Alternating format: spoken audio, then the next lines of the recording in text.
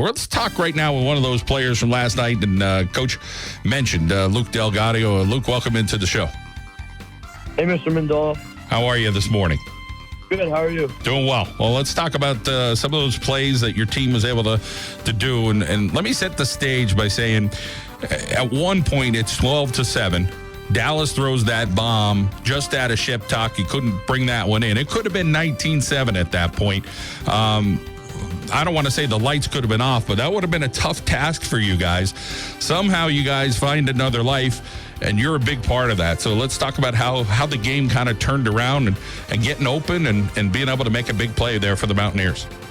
Obviously, after that defensive stand that we had, which was absolutely tremendous on our part and their part, both physical teams, we started chipping away, and eventually they chipped first. And our line, it all starts with them. They decided to take over the game, and which allowed, the big pass to happen and the runs to follow.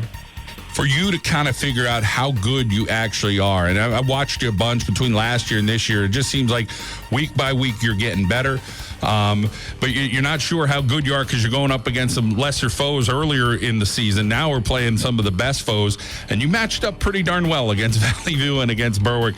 Talk about relishing the moment and saying, hey, man, I want to stand up against the best and show them that I could play the game too. Yeah, definitely Valley View and Berwick had two of the toughest corners I've ever played against, Boone and Shep Talk. Shep Talk's a big kid for a corner. He's 6'2", 205.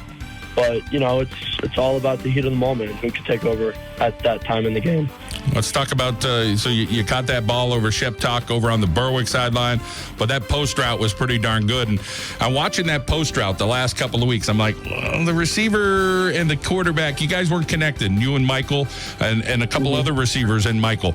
But on that particular one, that was the biggest one of the game, and you needed it at that time. That was huge. Yeah, definitely. Me and Mike, we've absolutely talked about where we should put the ball because, as you know, we haven't connected recently. But after every post route that we run, we figure out where the defense is, and he'll either say, I'm going to throw it underneath or I'm going to throw it over top. And he made a good call on that one, and I was there to catch the ball. You had the differences last night, Luke. You had Shep Talk about 2 inches from your grill. He was lined up right across from you, as you said. He's 6'2", 205. He's a sprinter, super fast. Then you had the other kid. He was starting to get a little worried. He's about 10 yards off of you a little later in the game when you made that nice catch in the flat and went for about 20 yards. So talk about some of those differences that you had to deal with. And I guess it's one of those things as a receiver, you got to just make plays.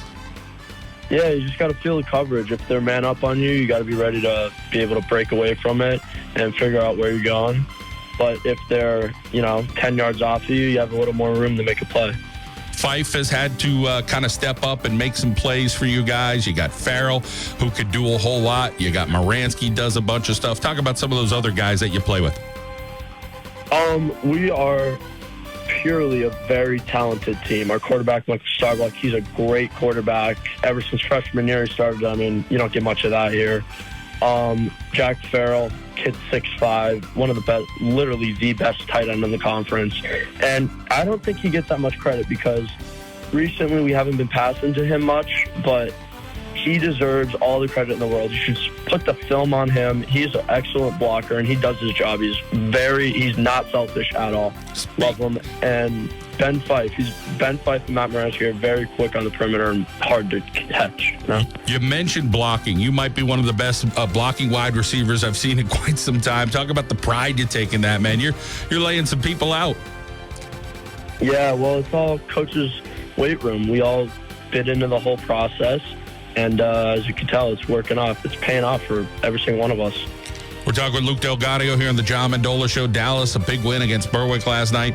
Luke, your family's a big support system for you, a close-knit family. Talk a little bit about everybody loving the game of football and rooting you on. Oh, it's a huge support system. Yesterday, I think I had every single one of my aunts and uncles at the game, my grandma. They're very supportive family. They are with me and behind my back through anything that I decide to do, and I love it. What are we going to do to keep Lenny Kelly's helmet on him? I mean, we're going to have to screw that thing shut or what? Yeah. Last couple of weeks, that helmet's come off a bunch, but boy, he's been a warrior, huh? He's a tough kid. Oh, my God. Yeah, he's the toughest back around. You will never find a kid tougher than him. Well, congratulations, Luke, on the big win against Berwick. We're going to check out your buddy Matt Moransky in a couple of minutes, talk with him. He's a great dude. So we wish you the best. And, of course, good luck in the old shoe game next weekend. All right, thank you. All right, Luke DelGaudio, a senior for the Dallas Mountaineers here on the John Mendola Show. Moransky's going to join us in a couple of minutes. Western Wayne football, we'll talk to them as well. Join us online, thejohnmendolashow.com. Follow us on Twitter. Of course, subscribe to us on YouTube, our weekly picks. And, of course, every interview you want to hear, both high school, college, the Lackawanna College Falcons. Jair Brown, we interviewed this week. He's headed to Penn State. They're playing today at home. He's got a great story, man. He's from Trenton. Tough upbringing, tough kid, but man, he's got his priorities straight. Headed to Penn State. They're going to get a good one in him. And again, you can check out that interview right now. Just subscribe to us over on YouTube, and Jair Brown, get to dial him up and listen in on the John Mendola Show. Let's head out now to our local State Farm insurance agent, Matt Daly. Break like a good neighbor, Matt Daly in Kingston is there. We'll be back in WILK.